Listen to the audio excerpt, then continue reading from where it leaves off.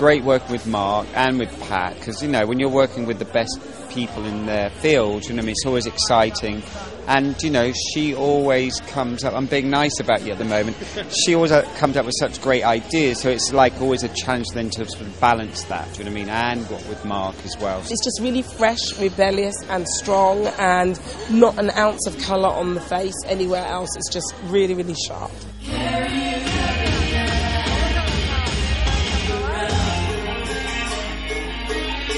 Marc Jacobs' creative team apparently went to Amsterdam this season and came back with a little Vermeer influence for the Louis Vuitton collection.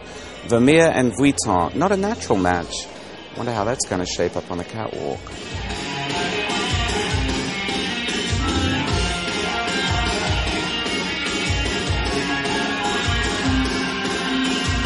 We got into this whole Vermeer thing, and it's like, in my mind, I could reference everything I know about being a painter or an artist, which is not what I see myself as, in putting together the clothes and the accessories. Okay, what did you think of that?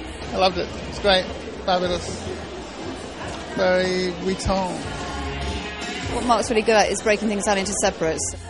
Experimenting with very strange textures and materials. Clothes for girls who travel a lot and travel well. Living well is the best revenge.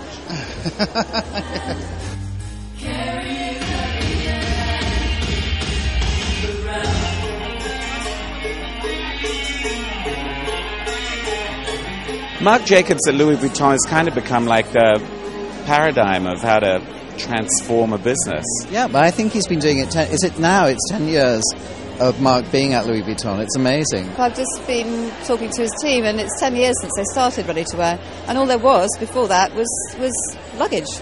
March 98, it was the first collection of Marc for Louis Vuitton, and he sent only one bag on the runway. And that was a big shock. It's nearly 10 years for you here. It's 10 years for John at Dior. You're kind of the new fashion establishment. Did you ever imagine that would happen? Did I ever imagine it would happen? No, I still don't believe it is. Ourselves as the fashion establishment, but I guess I can't deny the fact that, yeah, we're sort of up there now, I guess. I think it's very interesting that generation is now really grown up, and they're not afraid to say it. They're very kind of balanced, and they're happy to be grown-ups, I think. I think Marc's still a rebel. I mean, the way he was disco dancing around to the soundtrack music last night at midnight, he's definitely a rebel. He's not part of the establishment, not at all. And I think that's why Bernardano loves them, because they still have got that sort of amazing energy and drive and interest in, like, youth fashion or the fashion world in general.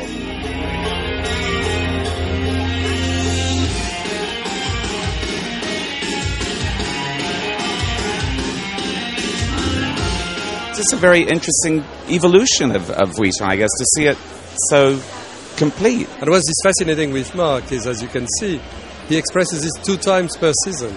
Once, what I could tell through the eyes of Marc Jacobs, and one through the eyes of Louis Vuitton.